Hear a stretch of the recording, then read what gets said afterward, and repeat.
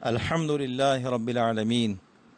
والصلاة والسلام علی سید المرسلین وعلی آلہ وصحبہ اجمعین، اما بعد۔ محترم سامعین، ایک مسئلہ کہ اگر کوئی شخص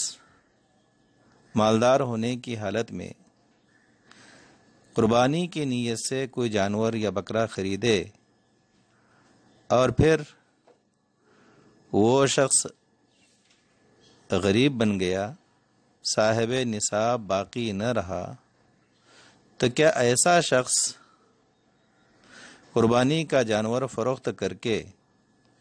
اس کی قیمت اپنی ضرورتوں میں استعمال کر سکتا ہے یا نہیں؟ اس سلسلے میں جواباً عرض ہے کہ اگر شخص مذکور نے مالدار ہونے کی حالت میں قربانی کی نیت سے کوئی جانور یا بکرا خریدا، پھر قربانی کے دن آنے سے پہلے وہ غریب ہو گیا، صاحب نصاب باقی نہ رہا، اور اس کی یہی حالت یعنی غیر صاحب نصاب ہونا قربانی کے آخری دن تک باقی رہی، وہ صاحب نصاب نہ بن سکا، تو اس کے ذمے قربانی واجب نہیں ہوگی، اور شخص مذکور کے لیے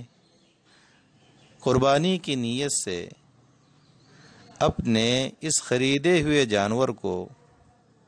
یا بکرے کو فروخت کر کے اس کی قیمت اپنی ضرورتوں میں استعمال کرنا جائز و درست ہے۔ لیکن اگر قربانی کے آخری دن میں پھر یہی شخص دوبارہ صاحب نصاب ہو گیا تو اس پر قربانی واجب ہوگی۔ اس سلسلے میں اصل یہ ہے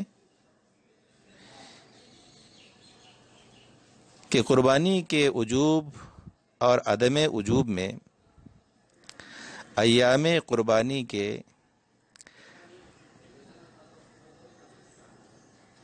آخری دن کا اعتبار ہوتا ہے۔ اگر کوئی شخص ایام قربانی کے آخری دن میں فقیر ہو گیا جبکہ وہ صاحب نصاب تھا تو قربانی اس پر واجب نہیں ہوگی، یا کوئی شخص آخری دن میں غنی اور صاحب نصاب ہو گیا جبکہ پہلے وہ فقیر تھا، غیر صاحب نصاب تھا، تو اس پر قربانی واجب ہوگی، جیسا کہ ہندیہ میں ہے یعتبر آخر ایام النحر فی الفقر والغنا والموت والولادہ۔ والسلام علیکم ورحمۃ اللہ وبرکاتہ۔